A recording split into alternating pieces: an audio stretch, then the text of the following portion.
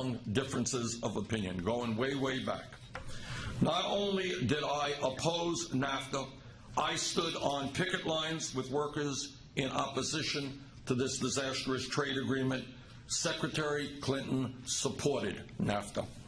Instead of creating jobs, NAFTA cost us jobs, 850,000 jobs, including over 26,000 jobs here in Pennsylvania. Not only did I oppose permanent normal trade relations with China, I stood with steel workers and the United Electrical Workers in opposition to it. Secretary Clinton, on the other hand, supported PNTR with China. Instead of creating jobs, as we were told by corporate America, normalized trade with China cost us 3.2 million American jobs, including over 120,000 jobs here in Pennsylvania. Let me just give you a few examples. You've heard some examples of the impact of disastrous trade agreements. Let me give you a few more. 2013, General Electric announced that it would be eliminating 950 jobs at its Pennsylvania locomotive plant in Erie, moving those jobs to Mexico. Last year, Allegheny Technology shut down 2 steel plants in western Pennsylvania, laying off 600 workers due to a surge in cheap imports from China. 2009, Hershey shut down its York Peppermint Patties plant in Reading, destroying 300 good-paying jobs, and moved that plant to Monterrey, Mexico, where workers are paid a fraction of what they were paid in Pennsylvania. 2008, Sony closed down the last TV manufacturing plant in the United States of America in Westmoreland, destroying 560 jobs, and they moved that plant to Baja, Mexico. And it's not just Pennsylvania, of course. We have lost since 2001 almost 60,000 factories in America. Not all of it is attributable to trade, but a lot of it is. Our trade policy must change. Corporations must start investing in Pennsylvania, in Vermont, throughout the United States, not just searching for cheap labor in every part of the world.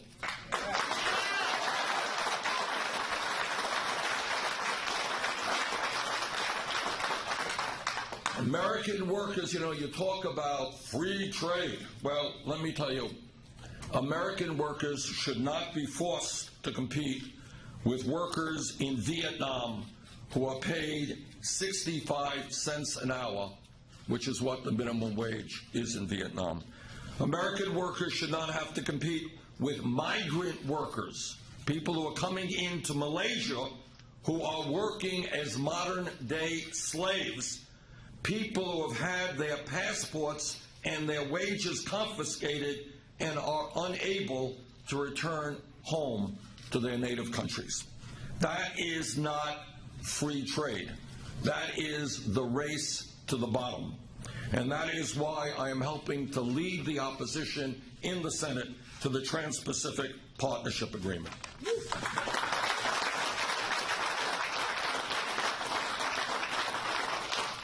Sadly, as Secretary of State, Hillary Clinton spoke favorably about the TPP some 45 times. In fact, she called it the gold standard of trade agreements.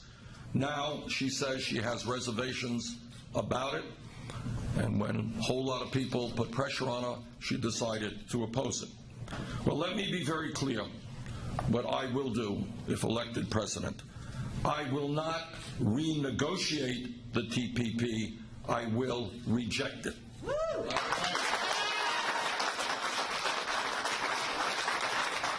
I will not send any trade deals to Congress that will make it easier for corporations to shut down in this country and move abroad. I will not send any trade deal to Congress that would increase the price of prescription drugs, which is what the TPP would do, deregulate Wall Street, or undermine Buy American laws. That is what I won't do. this is what I will do. I will fundamentally rewrite NAFTA, CAFTA, PNTR with China, and the Korean Free Trade Agreement. We have got to lift up the standard of living of workers in this country and throughout the world. Trade is a good thing, but it has got to be based on fair principles, not unfettered free trade.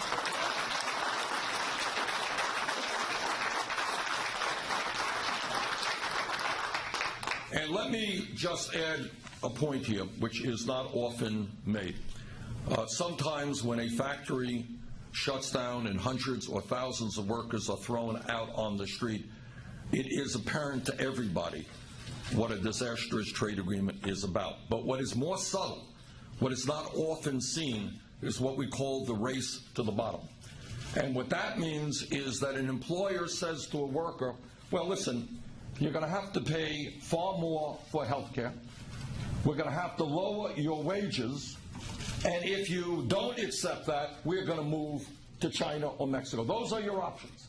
Either take a cut in your standard of living or we move abroad. And the result of that is that in industry after industry, many of the new manufacturing jobs and blue-collar manufacturing jobs used to be the gold standard for American workers in this country, middle-class jobs. What is happening now is that many of those jobs are now paying 10, 11, 12 bucks an hour, wages that people cannot live on.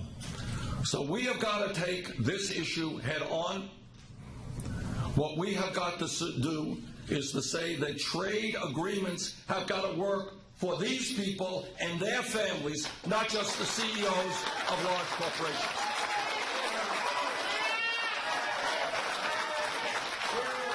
You know, every night on television, you see all the ads from all the multinationals. And they say, buy this product and buy that product. We want you to buy our products. Well, if they want us to buy their products, the time is long overdue for them to start manufacturing those products back here in the United States. When we rebuild manufacturing in America, when we rebuild the trade union movement so that workers have the right to negotiate good contracts, when we raise the minimum wage to 15 bucks an hour rather than the $7.25 minimum wage today, which is a starvation wage, when we rebuild our crumbling infrastructure, that is our water plants and our wastewater plants and our roads and our bridges and our levees and our dams and our airports and our rail system, we can put millions of people back to work at decent paying jobs. We can make this country more productive and safer. So our job together is to create an economy that works for all of our people, not just the 1%, not just the CEOs in corporate America. Thank you very much.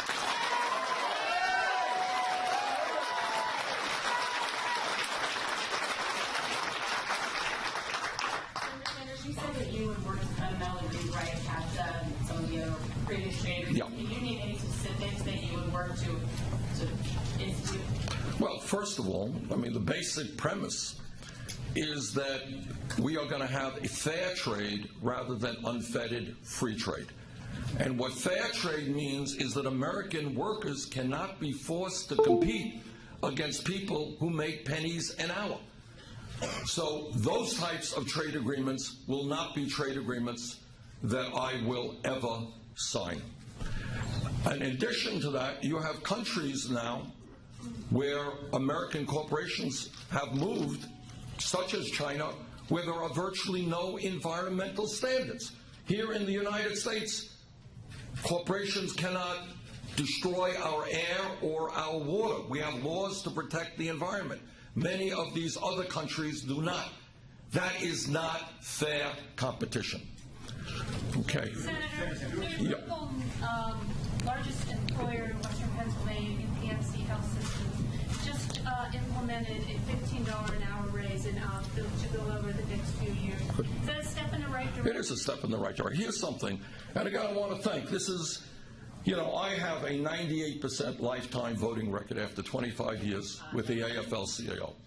And the reason for that, it's not only that I come from a working class families, and the issues that folks here are talking about are issues that I've been dealing with my whole life, is that when you talk about the $15 an hour minimum wage, who do you think helped create that? Who do you think created that movement? That was the trade union movement. And what the trade union movement did didn't happen by accident. What happened is unions like the SEIU and others helped organize fast food workers. And the fast food workers stood up and they said, and I talked to young people, or not so young people, I'll never forget this. A year ago I was in Detroit, Michigan, and I met with young people, people of color, young men, young women. They were working at McDonald's for $7.25 an hour. They couldn't even get a 40-hour-a-week job. They had a 20-hour-a-week job here. They got on a bus, they went someplace else to work at McDonald's for another 20 hours. That is not the way you create a life. So what happened is that these young people with the trade union movement said, you know what, in America, we are going to create a minimum wage, which is a living wage, not a starvation wage. $15 an hour plus the right to form a union. We have made enormous progress in the last few years. I'm sure you know about the history of air quality in Pennsylvania, and I know that you are fighting to fight against climate change. But with all due respect, one of your speakers before you mentioned the Clairton Coke Works, and that's one of the largest polluters in this region. So what is your plan to marry your fight with manufacturing? I think you could do both. I think you can do both. Corporations are going to have to invest in making sure that our kids do not breathe polluted air. We can do that, but we do not have to destroy the manufacturing sector in this country to do that. Okay.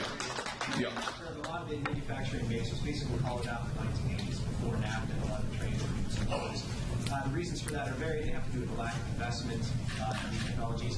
Do you worry that by focusing on trade so much, you risk overlooking some of those trends? And what do you want to do for the workers who get displaced by new automation? Look, here's the bottom line.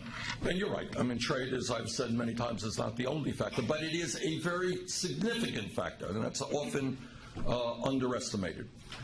Here is the bottom line about the economy, and I've got 10,000 people waiting for me in a minute. The bottom line is that in the last 30 years, and we don't talk about this very much, and this gets the media and so forth, there has been a massive transfer of wealth in this country from the middle class and working families to the top 1/10 of 1%. Top 1/10 of 1% has seen a doubling of the percentage of wealth that they own in this country. Today, we are in the absurd situation where the top 1/10 of 1% now owns almost as much wealth as the bottom 90%.